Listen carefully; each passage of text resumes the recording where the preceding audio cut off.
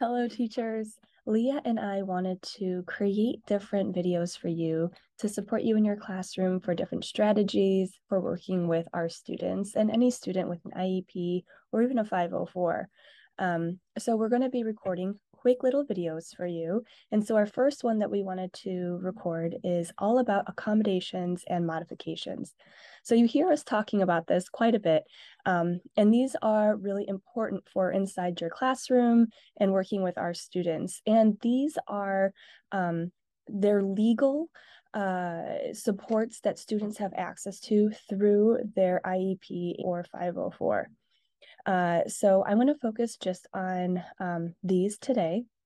So the first one we have are accommodations, and these are the how. So students are going to access your content areas through different types of tools potentially, or different types of strategies to help them. You're not changing anything about the content. You're just providing them something to help them to access. So for example, maybe students have access to different trackers as they're reading.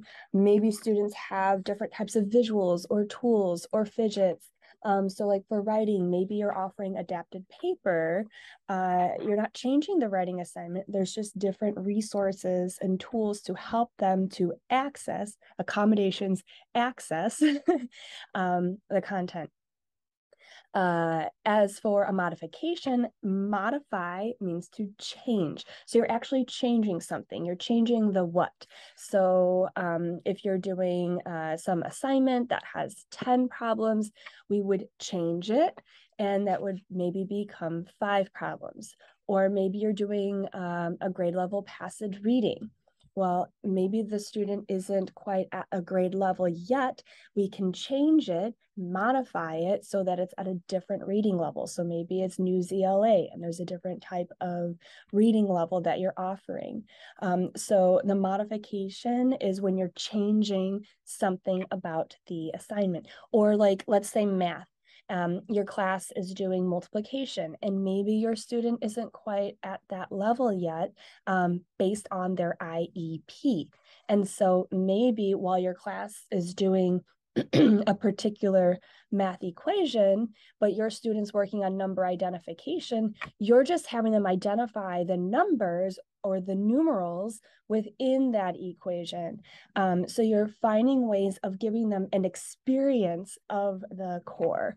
All right, so accommodations is access, modifications are experience.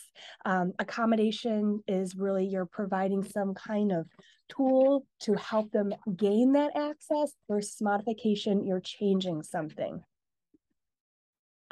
We also gave some different ideas that you might see. And now these are just examples for you, but what really you're looking at is the IEP summary. Now let me move my video in case this is covering anything. So at the beginning of the year, or whenever a student qualifies for an IEP, we share with you the IEP summary. Now this gives you both their goals, but also within here, you have the accommodations and modifications. And so one, to know the goals, because that's really what the student is working on. You're providing the access and experience, but also you're a part of our team to help them achieve their IEP goals. So being aware of them and how you can integrate that during your instruction is also very essential. In regards to our accommodations and modifications, you'll see this area where it says educational accommodations and supports, which really means their modifications as well.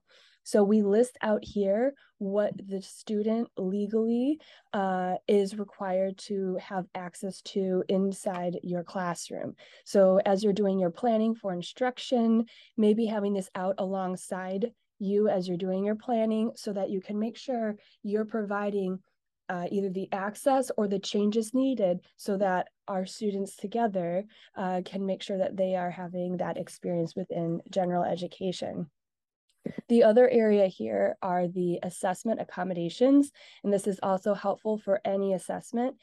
Typically, the team will make sure to take care of the district and state assessments, but you have classroom assessments that happen. And so making sure that students receive these accommodations, which are per their IEP and are required for them, because the IEP is the legal document that both protects our students, but also ensures to make sure that they have what they need to be successful at school.